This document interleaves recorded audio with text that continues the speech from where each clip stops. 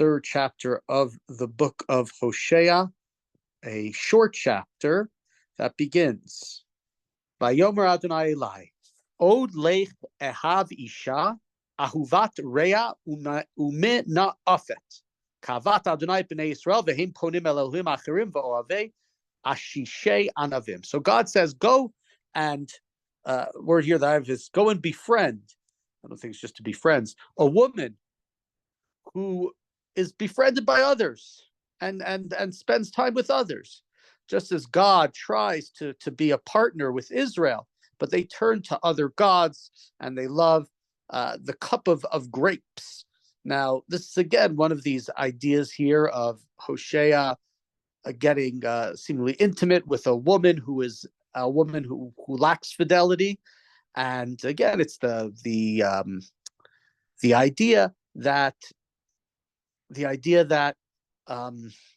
God loves Bnei Yisrael, but Bnei Yisrael cheat on him. Adultery is akin to idolatry, so they're committing idolatry, and therefore it's like adultery against God. The difference here in the first chapters, when it described her name was Gomer, the prostitute, the unfaithful woman that Hosea is told to marry, she runs off to her lovers.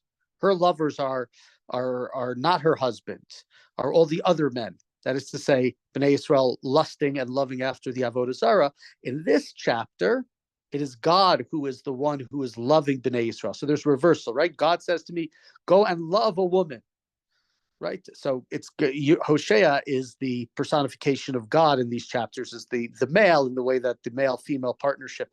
We talked about that a couple of days ago, that, right, it's there are all sorts of different metaphors that are used for the relationship between God and the Jewish people, or people in general, father and son, right, etc., etc. We had many of them in Yeshaya, but here it's partners, it's lovers. Continuing in verse 2, Ve'ekre li b'chamisha asar kasef, the chomer seorim, the latech seorim. I hired her, this woman. I hired her for 15 shekels of silver, and a chomer of barley, and a letech of barley. Strange thing, right? God gave Bnei Yisrael things. There are commentaries who say, what's the 15? It's the 3 patriarchs and the 12 tribes of Israel add up to 15, trying to find some sort of, understanding of it. Why Seorim? Seor means barley. Wheat was more of a human food. Back then, barley was more of an animal food.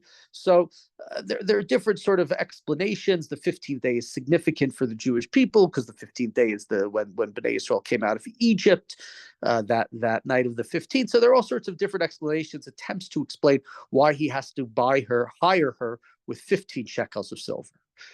Continue verse 3. Va'omar eleha yamim rabim teshvi li, lo tizni velo tiel ish v'gamani elayich. And I there was a condition, there was a stipulation. I said to her, right, I'm going to give you this money, but you are going to go a long time without being intimate or marrying, right? You need to stay single. You need to stay alone. Lo tiel ish. You cannot be to another man. Not just illicit relationships, but even with me. For the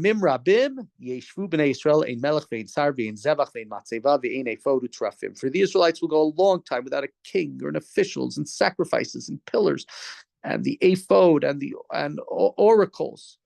Achar Yashuvu v'nei Yisrael uvikshu et Adonai Elohehem v'et David Malkam ufachadu el Adonai v'el Tuvo ba'acharit hayamim. But after that, after the lengthy time, it doesn't seem that in this chapter Hosea is talking about the first exile, even though he lives, like we said, about 150, 160 years before the destruction of the Beit HaMikdash. Wasn't a very long time from the first temple to the second temple, 70 years. Israel didn't sit that long without leaders and without sacrifices. So you can understand this chapter as being, more messianic, more related to the deep future than it is now. So Bnei Yisrael, right after this, they'll turn, and the key here, uvikshu et Hashem lokechem. They will seek God. All these chapters are God in search of man, as Heschel puts it. Right? God is looking for man. God is looking for his partner, and the partners are off with all of their other lovers, with all their idolatry, with all the things that they worship.